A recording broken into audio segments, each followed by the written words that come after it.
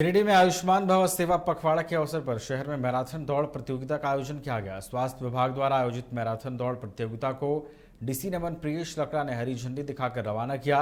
इस मैराथन दौड़ में कई स्कूली छात्रों ने भाग लिया। प्रतियोगिता झंडा मैदान से शुरू होकर अम्बेडकर चौक होते हुए झंडा मैदान पहुंची। झंडा मैदान में युवाओं से अंगदान की शपथ दिलाई गई।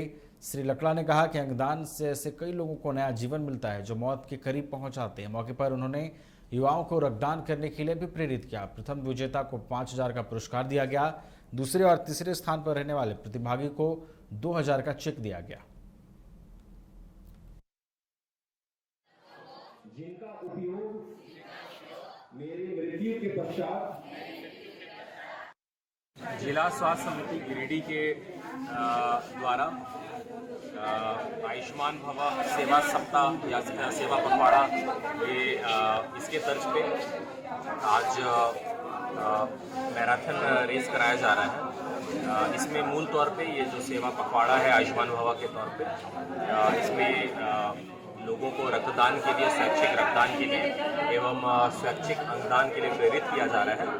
और इसी के लिए जन जागरूकता के तौर पे हम लोगों ने आज यहाँ के यूथ के लिए एक हम लोगों ने एक्टिविटी रखा था, जिसमें कि महिलाओं के लिए झंडा मैदान में एक रन कराया गया, जिनमें कि प्रतिभागियों को जो विनर्स उनको पुरस्कार।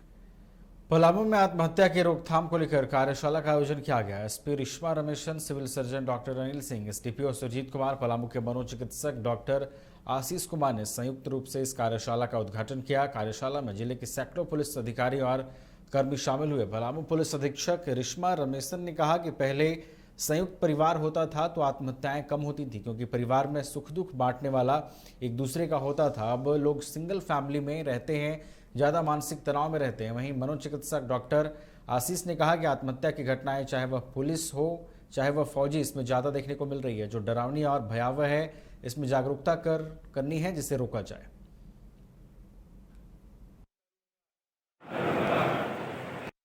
तो ये तो एक बहुत बड़ा लॉस होता है। लॉस हमारे सिस्टम में हम एक अपने कर्मी को खोते हैं, एक परिवार अपने गार्जियन को खोता है, कोई अपने बेटे को खोता है। तो ये प्रोग्राम बहुत ज़रूरी है, बहुत महत्व रखता है कि समाज में बढ़ते हुए जो सुसाइड के केसेस हैं उसको कम करने का प्रयास किया जाए। तो सबसे ज़्यादा हम लोग ध्यान देते हैं कि कब हमेशा पॉजिटिव सोचें। जो भी काम है, हर काम के दो पहलू होते हैं, तो उस पर आप पॉजिटिव वाला बढ़, अगर निगेटिव एक बार सोचना शुरू कर देते हैं तो हमेशा उसी ओर आपका दिमाग ले जाता है। फिर हार्मोन्स का सिक्रीशन ब्रेन उसी ओर डालता है। तो सबसे पहले कि जो भी प्रॉब्लम आता है उसके लिए हम किसी के साथ डिस्कशन करें, किसी भी बातें करें। ये बस आज यहाँ पे पलामू जिला में पलामू स्वास्थ्य विभाग के द्वारा पुलिस के लिए एक हेल्थ कैंप और एक मेंटल हेल्थ अवेयरनेस प्रोग्राम का ऑर्गेनाइज यहाँ पे टाउन हॉल में स्वास्थ्य विभाग और पुलिस के संयुक्त रूप से कराया जा रहा है। ये बस पुलिस कर्मियों के नहीं, ये जो मेंटल इलनेस है, जो सुइसाइड आजकल हम लोग जो देख रहा है, ये हर जगह पे हम लोग देख रहा है कि इसका केसेस बढ़े हुए हैं। लेकिन जहाँ तक पुलिस का सवाल है कि जो ड्यूटी पुलिस करते हैं, लगातार टेंशन और स्ट्रेस से गुजरते हैं, 24 घंटे ऑन ड्यूटी रहते हैं, कोई भी त्यौहार हो, पर्व त्यौहार हो, अपने फैमिली से नहीं मिल पाते हैं। और लॉ एंड ऑर्डर का हो गया, इन्वेस्टिगेशन का हो गया, पेट्रोलिंग का हो गया, बहुत तरह की समस्या वो लोग आम जो सिपाही से लेके ऑफिसर जो थाना लेवल।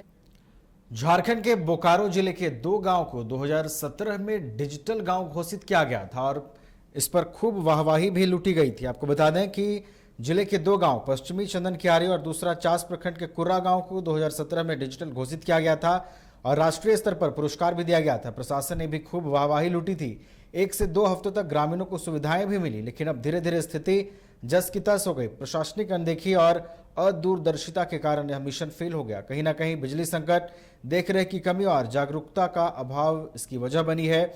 ग्रामीणों ने बताया कि गांव वाईफाई सुविधाओं से लैस हो चुका है। कॉमन सर्विस सेंटर के तहत तमाम काम ऑनलाइन होंगे। विद्यार्थी, व्यवसायी, किसान सरकारी योजनाओं के लाभुक सभी से लाभान्वित होंगे। इसी गांव के नाम पर अधिकारियों ने दिल्ली में अवार्ड भी लिया, लेकिन चंद दिनों में विभागीय उदासीनता के कारण सोलर प्लेट बर्बाद हो गए, अधिकतर टावर गिर गए और अन्य उपकरण भी खराब होते चले गए।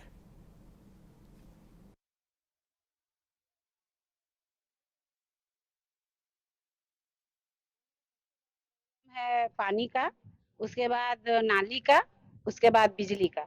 बिजली तो हद तक कुछ ठीक है, लेकिन नाली और पानी का बहुत ज्यादा प्रॉब्लम है। कितने से नेता हैं, जब वोट मांगने का समय होता है तो बोलते हैं कि सबसे आगे हम पानी का प्रॉब्लम मतलब सुधार करेंगे, सॉल्व करेंगे, लेकिन वोट ले लेते हैं, उसके बाद सब अपना घर घुस जाते हैं।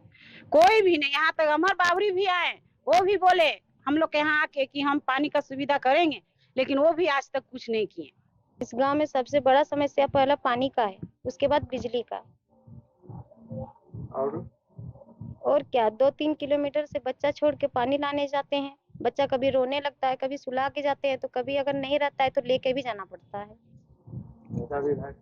नेता विधायक तो आते थे, लेकिन बोल के फिर रोज निकल जाते थे कि हाँ हो जाएगा, लेकिन अभी तक कुछ नहीं कर पाए उन लोग। केवल पूंजी लगाया गया सरकार का, और कुछ दिन प्रज्ञा केंद्र चला और डिजिटल लेन देन का भी बात हो रहा था, वाईफाई भी लग रहा था, लेकिन वाईफाई भी फेल हो गया और वो प्रज्ञा केंद्र भी चला गया और सारा सुविधा ही चला गया।